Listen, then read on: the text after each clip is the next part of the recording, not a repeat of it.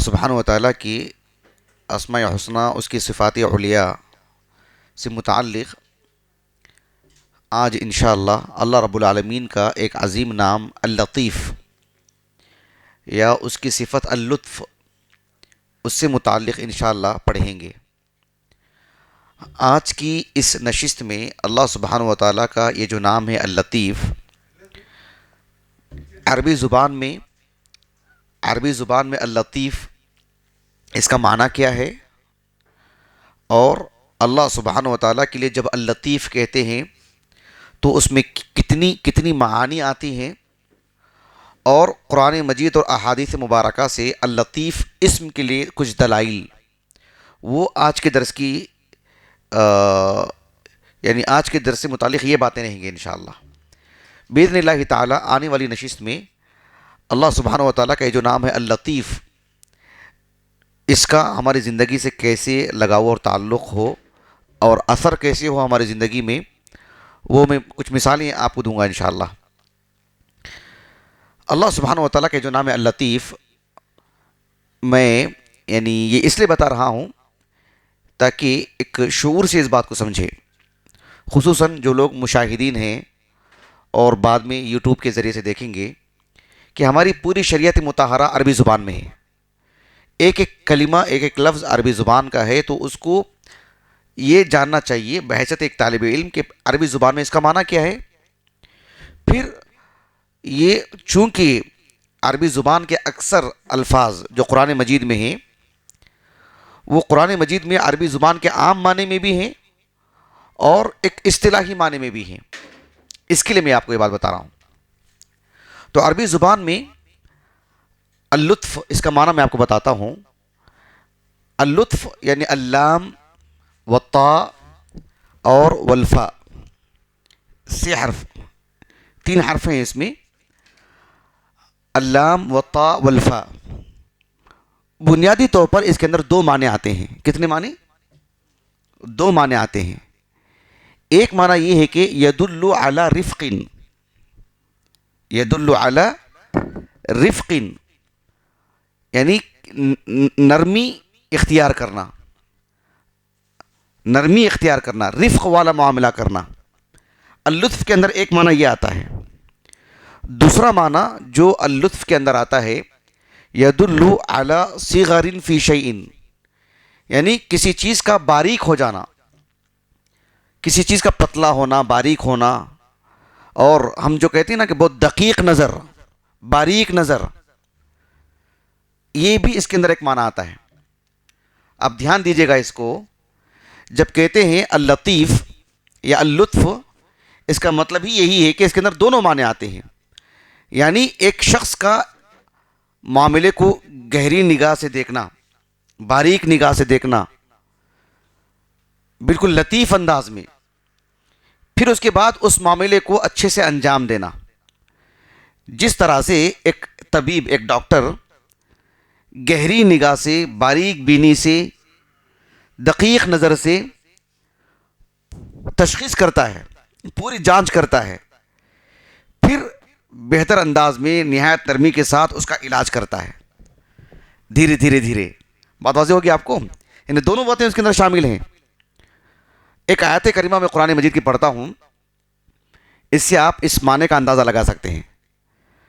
اللہ رب العالمین نے فرمایا سورۃ الکہف میں، جو اصحاب الکہف کا جو واقعہ ہے نا، وَكَذَلِكَ بَعَثْنَاهُمْ لِيَتَسَاءَلُوا بَيْنَهُمْ قَالَ قَائِلٌ مِّنْهُمْ كَمْ لَبِثْتُمْ قَالُوا لَبِثْنَا يَوْمًا أَوْ بَعْضَ يَوْمٍ قَالَ رَبُّكُمْ أَعْلَمُ بِمَا لَبِثْتُمْ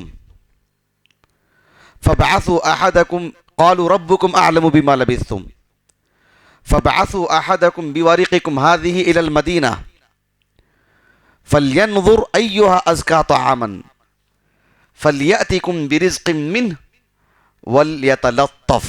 کیا لفظ ہے اس میں؟ وَلْيَتَلَطَّفْ۔ اصحاب کہف، قطع نظر اس کی کہ وہ کتنے افراد تھے جو تھے غار میں، انہوں نے جب بیدار ہوئے تو ایک شخص کو انہوں نے شہر جانے کے لیے کہا، شہر جانے کے لیے کہا۔ ان کو پتہ نہیں تھا کہ جو ہی مطلب ایک لمبی مدت یہ سوئے ہوئے ہیں۔ قرآن مجید نے اس بات کو جس لفظ میں بیان فرمایا وہ قابل غور، کہا کہ وَلْيَتَلَطَّفْ، یعنی کہا کہ دیکھو نہایت باریک بینی سے، دقیق نظر سے، ایسا نہ ہو کہ جو کوئی تمہیں پہچان لے، کوئی تم سے واقف ہو جائے، ایسا معاملہ نہیں کرنا، ایسا الجھنا نہیں چاہیے، معاملے کو نرمی سے، آہستگی سے، ہلکے پھلکے انداز میں نمٹ لینا چاہیے، اور بالکل چاروں طرف تمہاری نظر ہونی چاہیے۔ دیکھ رہے ہیں آپ اس لفظ کے اندر دونوں معنی کیسے آ رہے ہیں؟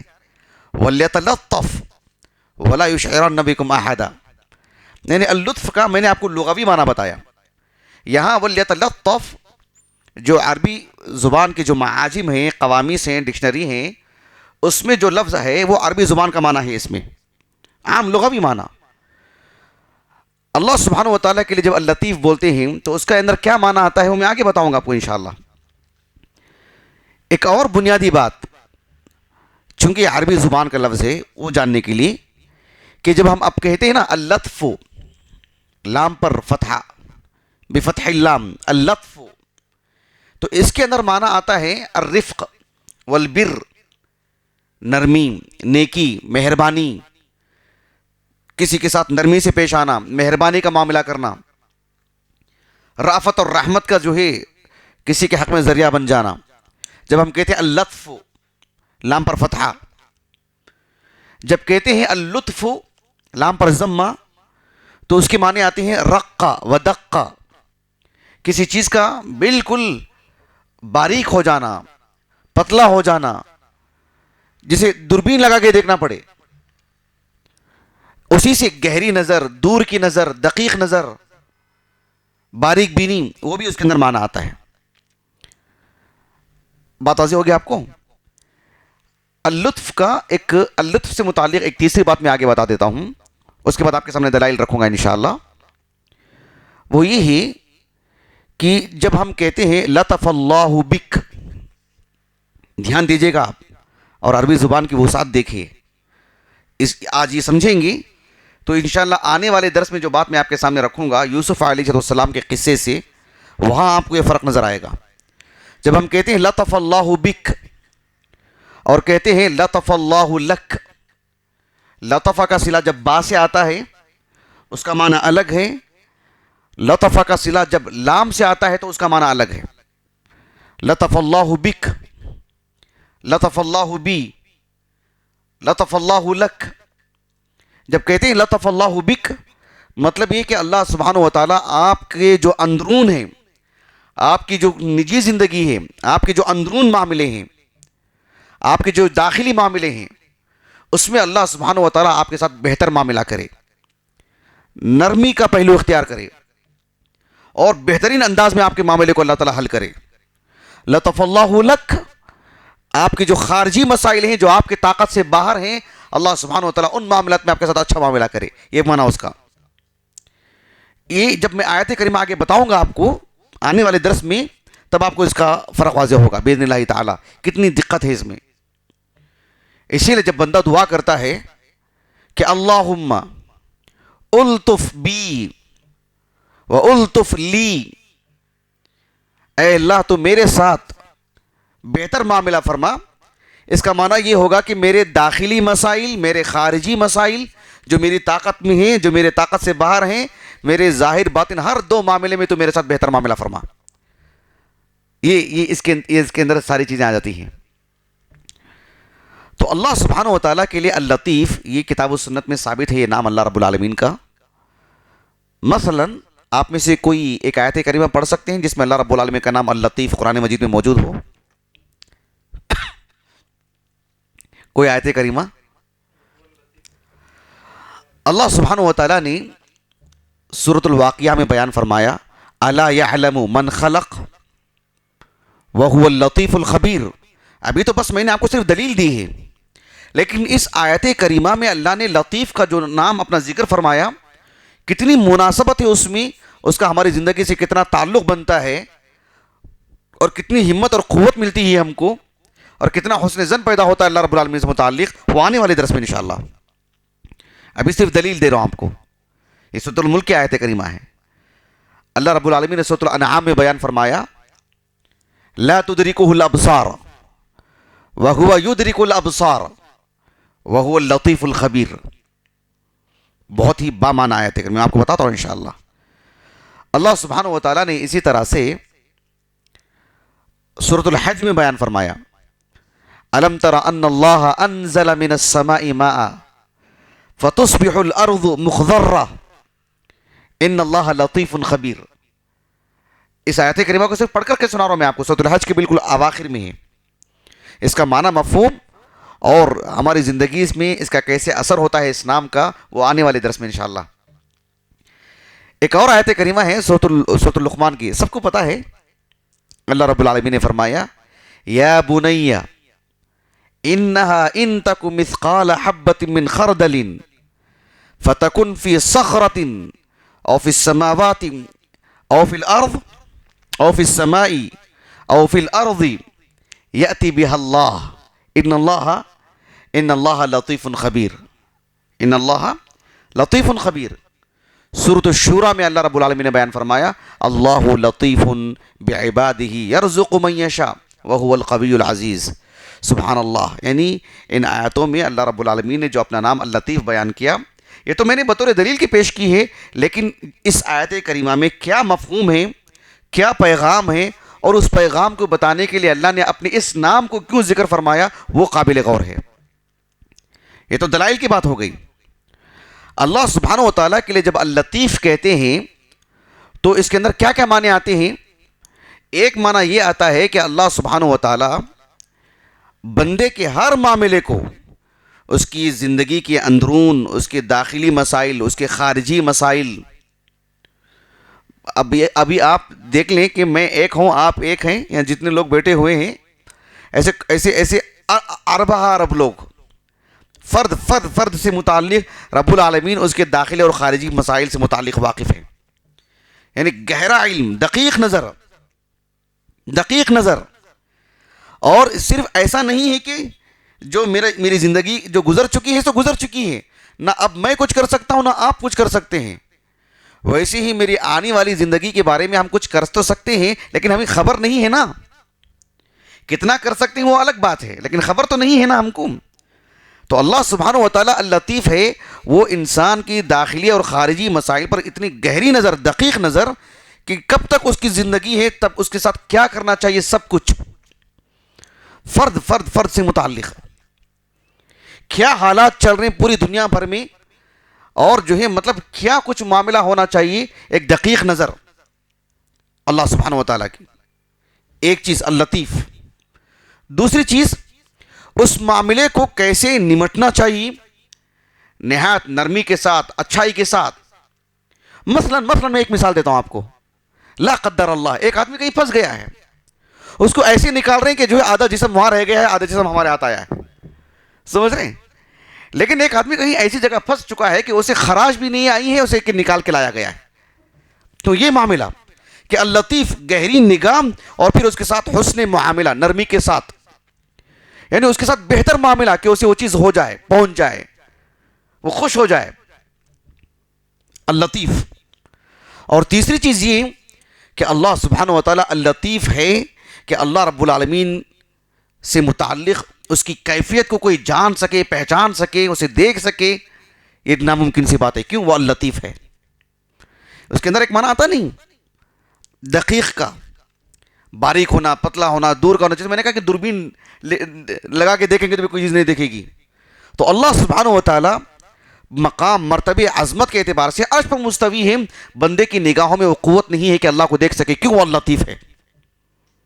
بات واضح ہو گیا آپ کو؟ تو یہ تینوں معانی اللطیف کے اندر داخل ہیں.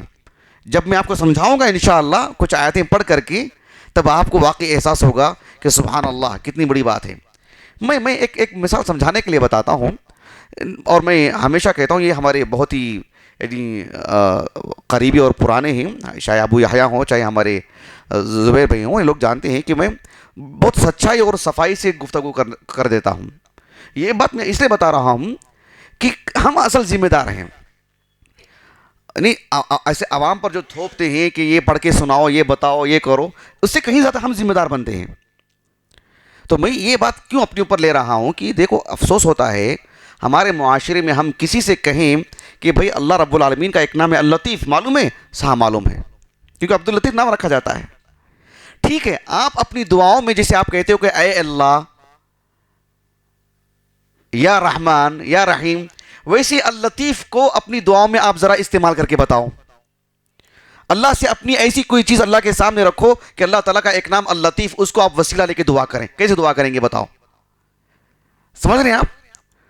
کسی کا ہاتھ اٹھے گا معاشرے میں؟ سبحان اللہ، کتنے ذمہ دار ہم بنتے ہیں، اندازہ لگائیے آپ. اللہ اکبر، یہ بہت بہت افسوسناک بات ہے یہ. اور ہم کہتے ہیں کہ ہماری دعائیں قبول نہیں ہوتی، ہمیں مانگنے کا سلیقہ نہیں معلوم، آداب نہیں معلوم. اور اللہ سبحانہ و تعالیٰ کی حضور ہم کس طرح سے دعا کریں، اس کے اسماء حسنہ کا بحیثیت ایک عام سلفی لوگوں کی بات کر رہا ہوں کہ اللہ تعالیٰ کے اسماء حسنہ کا وسیلہ لے سکتے ہیں، ایک علم ہے، لیکن ایک ایک نام کا کیسے وسیلہ لیں گے اس کا علم نہیں ہے، اس کی جانکاری نہیں، بس کسی پر رد کرنا ہے. وہ ان کا وسیلہ لیتے ہیں اور کہتے ہیں کہ نہیں یہ وسیلہ حرام ہے، یہ جائز وسیلہ ہے، اللہ کے نام ہوگا. ٹھیک ہے، آپ نے رد کر دیا ان پہ، اب اس جائز وسیلے کو کیسے کریں گے آپ بتاؤ؟ اللہ اکبر. دیکھ رہے ہیں آپ معاشرے کی حالت؟ یہ ایک ذمہ دار قسم کے لوگ بیٹھے ہیں، ہماری بڑی ذمہ داریاں ہیں اس معاملے میں. تو یہ میں آنے والے درس میں بتاؤں گا کہ اللہ سبحانہ و تعالیٰ کا نام ہماری زندگی میں اس کا کیسا اثر ہونا چاہیے، ہم کیسے دعا کریں اس نام سے، کیسے تعلق بنتا ہے اللہ تعالیٰ بطور اللطیف کے ہمارا. تو یہ تو میں نے آپ کے سامنے دلائل رکھی ہیں. ایک دلیل حدیث سے دے دیتا ہوں آپ کو. ایک حدیث مبارکہ ہے صحیح مسلم کی کتاب الجنائز میں. ام المومنین عائشہ رضی اللہ عنہا اپنی تلامذہ کو ایک مرتبہ بتایا، الا احدثکم حدیثا عنی وعن رسول اللہ صلی اللہ علیہ وسلم. دیکھو سبحان اللہ، کتنی اچھی معلمہ ہیں آپ، یعنی کتنی اچھی معلمہ ہیں. آپ خود آگے بڑھ کے دلچسپی بتا رہے ہیں. ایک حدیث سناؤں جو ایک معاملہ ہوا تھا میرا اور رسول اللہ سے، بتاؤں میں آپ لوگوں کو؟ ایسے کہا ام عائشہ نے. تو ان کے تلامذہ نے کہا کہ قلنا بلا، ہم نے کہا کہ کیوں نہیں، ضرور سنائیے. اب میں آپ کو، وہ حدیث بہت طویل ہے، میں آپ کو بہت اختصار سے آپ کو بتاتا ہوں حدیث کیا ہے. ام المومنین عائشہ کہتی ہیں رضی اللہ عنہا کہ رات کا وقت تھا، میں گھر میں تھی اور گھر میں سوئی ہوئی تھی، مطلب بس ایسی لیٹی ہوئی تھی، آنکھ بند نہیں تھی میری، بس ایسی لیٹی ہوئی تھی. اللہ کے رسول صلی اللہ علیہ وسلم مسجد سے گھر کو آئے، اور گھر کو آئے تو بھی کیسے؟ ایسے کہ بالکل مجھے خبر نہ ہو، اس انداز میں گھر کے اندر آئے، بالکل آسانی کے ساتھ اپنی چادر آپ نے نکالے، اپنے چپل بھی بہت آہستہ سے آپ نے نکالے تاکہ مجھے خبر نہ ہو، مجھے شعور نہ ہو. اس کے بعد اللہ کے رسول صلی اللہ علیہ وسلم بستر پر لیٹے تو آپ کی جو ازار تھی، ازار اس کو کہتی ہیں، جو ہمارے پاس پائجامہ ہوتا ہے نا، اس کو نہیں کہتے عربی زبان میں. جیسے ہم احرام کی دو چادر پہنتے ہیں نا، ہمارے پاس کیا بولتے ہیں؟ احرام کی دو چادر.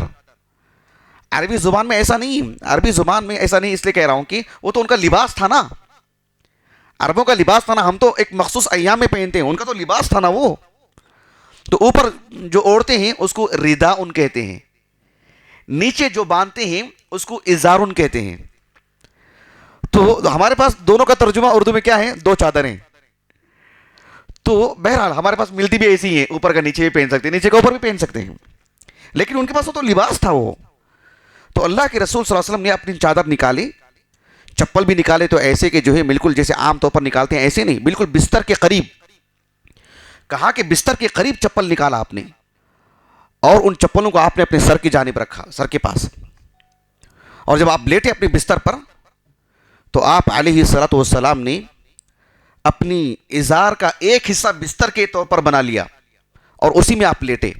اب غور طلب بات ہے، آپ علیہ السلام تھوڑی دیر لیٹے، جب آپ کو احساس ہو گیا کہ میں اچھی طرح سو چکی ہوں تو اللہ کے رسول اٹھے. آپ علیہ السلام جیسے ہی اٹھے تو بالکل ہلکے پھلکے انداز میں چادر پہنا آپ نے، اور چپل بھی پہنا تو ایسے نہیں کہ جیسے عام طور پر ایک آدمی جیسے نارمل پہن کے نکلتا ہے. کہا کہ وانتعل رویدن، یعنی بالکل آہستہ سے کہ کسی کو خبر نہ ہو، ویسے چپل پہنا آپ نے. اور پھر گھر سے باہر نکلے، فخرج. اور جب گھر سے باہر نکلے اللہ کے رسول صلی اللہ علیہ وسلم تو کہتے ہیں کہ فاجافہ رویدن، گھر باہر سے بند کیا تو وہ بھی بالکل ہلکے پھلکے انداز میں بند کیا اور چلنے لگے. میں جلدی جلدی سے اپنی چادر اوڑھی اور دوپٹہ ڈالی اپنے سر پر, دروازہ کھولی اور اللہ کے رسول کے پیچھے پیچھے جانے لگی کہ آپ کہاں جا رہے ہیں. دیکھا کہ آپ سیدھے البقیع کی طرف گئے, بقیع الغرقد, وہاں گئے اور آپ نے قیام کیا, کھڑے رہے, بہت دیر تک کھڑے رہے اور اپنے دونوں ہاتھ اٹھا کر کے 3 مرتبہ آپ نے دعائیں کی. جب اللہ کے رسول سے فارغ ہوئے تو واپس جیسے اللہ کے رسول آنے لگے تو میں بھی جلدی جلدی پیچھے آپ کے آنے لگی. تو اللہ کے رسول صلی اللہ علیہ وسلم جیسے چل رہے تھے اچانک تیزی سے چلنے لگے, میں بھی تیزی سے چلنے لگی. اچانک آپ صلی اللہ علیہ وسلم کچھ دوڑنے لگے تو میں اللہ کے رسول سے دوڑتے ہوئے جلدی جلدی جلدی گھر کو آئی اور آ کر کے بستر پر سو گئی. میں اس کے بعد اللہ کے رسول گھر میں آئے. گھر میں آنے کے بعد کہا کہ ما لک یا عائش, ما لک یا عائش, کہ عائشہ کیا حال ہے تمہارا؟ حاشین رابیتن, سانس پھول رہی ہے تمہاری, اتنی ہانپ رہی ہے تم, کیا ہوا تم کو؟ کہا کہ میں نے کہا کہ اللہ کے رسول لا شیء, کچھ نہیں سب ٹھیک ہے. تو اللہ کے رسول نے ان سے کہا لتخبرینی او لیخبرنی العلیم الخبیر, لیخبرنی العلیم الخبیر, تم مجھے صاف صاف خبر دے دو گی یا جو اللطیف الخبیر ہے وہ مجھے خبر دے گا بھی. یعنی یہاں باتیں بہت ساری ہیں. ایک بات یہ ہے کہ اللہ کے رسول علیہ الصلوۃ والسلام لوگوں میں اللہ کے بارے میں سب سے زیادہ معرفت رکھنے والے. آپ کی زبان سے یہی 2 نام کیوں نکلے, قابل غور بات. اس کو ہم ہلکے پھلکے انداز میں نہیں لے سکتے. اللہ تعالیٰ کے کچھ 2 نام لے لیے نہیں. لتخبرینی, تم مجھے صاف صاف بتا دو, او لیخبرنی العلیم الخبیر, یا پھر وہ مجھے خبر دے گا وہی کے ذریعے سے, جو اللطیف ہے, جو نہایت باریکی سے تمہارے معاملے سے باخبر ہے. الخبیر, وہ مجھے خبر دے گا. ام المومنین عائشہ رضی اللہ عنہا کہتی ہیں کہ دیکھو اللہ تعالیٰ تو ہر چیز سے واقف ہے, میں صاف صاف بتا دیتی ہوں. کیا بات ہے, آپ جب یہاں سے نکلے نا تو میں سمجھی کہ آپ اپنے جو دیگر بیویاں ہیں ان میں سے کسی کے پاس جانے والے ہیں. اللہ کے رسول نے کہا اب مجھے بتاؤ کیا اللہ تعالیٰ تمہارے ساتھ ظلم کرے گا؟ کہ اللہ کے رسول تمہارے ساتھ ظلم کریں گے؟ یعنی اللہ تعالیٰ کسی کے ساتھ ظلم کرتا ہے کیا؟ میں اللہ کا سچا رسول ہوں, میں ظلم کروں گا تمہارے ساتھ؟ تمہارا حق کسی کو دوں گا میں؟ بات یہ ہے کہ جب میں مسجد سے گھر آیا نا, میں اس وقت کیا ہوا, جبرائیل نے مجھے سلام کیا اور مجھ سے کہا کہ اس معاملے کو عائشہ کو خبر نہیں ہونی چاہیے. کیوں؟ وہ اندر نہیں آ سکتے تھے گھر کے, جبرائیل, اس لیے کہ آپ کپڑے اتار چکی تھی, وہ اندر نہیں آ سکتے تھے. اور مجھ سے کہا کہ جو ہے اس کی خبر نہ ہو آپ کو. اور میں نے بھی ان کے سلام کا جواب دیا اور میں آپ سے چھپا کے رکھا, مخفی رکھا. اور میں ایسا کیوں کیا, میں کہ آہستہ سے اپنی چادر نکالا, جو تم دیکھ رہی تھی مجھے وہ اللہ کے خبر نہیں ہے. میں ایسا کیوں کیا, جو اپنی چادر آہستہ سے نکالا, چپل آہستہ سے نکالا اور لیٹ چکا تھا یہ دیکھنے کے لیے کہ تم اچھی طرح سو چکی ہوں. پھر میں آہستہ سے چادر پہنا, بالکل آہستہ سے میں نے چپل پہنا اور باہر نکلا تو باہر سے دروازہ بھی ایسے بند کیا جسے آپ کو خبر نہ ہو, اس لیے کہ مجھے لگا کہ تم اچھی طرح سو چکی ہو اور مجھے وحی کے ذریعے سے بتایا جا چکا ہے کہ ابھی مجھے بقیع الغرقد جانا ہے مجھے, اور تم اچانک بیدار ہو جاؤ تو وحشت محسوس کرو گی, تم ڈر جاؤ گی تم کہ میں اکیلی ہوں, اللہ کے رسول کہاں ہے, نہیں ہے.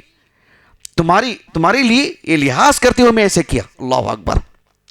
ایک شوہر کا برتاؤ دیکھیں, اللہ اکبر, ایک شوہر کا برتاؤ کہ تم میری بیوی ہو, اس وقت مجھے تمہارے بازو میں رہنا چاہیے تھا, میں اچانک نہیں ہوں اور تم ڈر جاؤ گی نا, اس لیے میں نے ایسی ترتیب کی کہ اتنے آہستہ سے اٹھ کے جاؤں اور آہستہ سے دروازہ بند کروں کہ تمہیں کانوں کان خبر نہ ہو, مجھے لگا کہ تم اچھی طرح سو چکی ہو. تو کہا کہ اے اللہ کے رسول کیا دعا پڑھنی چاہیے, بقیع الغرقد میں کیسی دعا پڑھنی چاہیے, مجھے سکھائیے. تو وہ تفصیلات ہیں عزیز کے اندر, لیکن اللہ کے رسول کی زبان سے جو الفاظ نکلے, جو اسماء حسنہ, اللطیف الخبیر, یہ مجھے بتانا آپ کو مقصود ہے. یہ یقیناً اللہ سے کتنا گہرا تعلق اللہ کے رسول کا ہے, اندازہ لگا سکتے ہیں. اس عظیم نام کا ہماری زندگی میں اثر کیا ہونا چاہیے, بڑی سنجیدگی سے میں آپ سے بتا رہا ہوں. یہ بہت اہم ہے, بہت ضروری ہے. پھر آپ دیکھیں زندگی میں آپ کتنی مٹھاس محسوس کرتے ہیں, کتنی قوت محسوس کرتے ہیں. کبھی ایسا نہیں لگتا کہ ہم تنہا ہیں, کبھی ایسا نہیں لگتا کہ ہم بے سہارا ہیں, کبھی ایسا نہیں لگتا کہ اب میرا معاملہ کچھ کا کچھ ہو چکا ہے, کبھی کبھی نہیں لگے گا.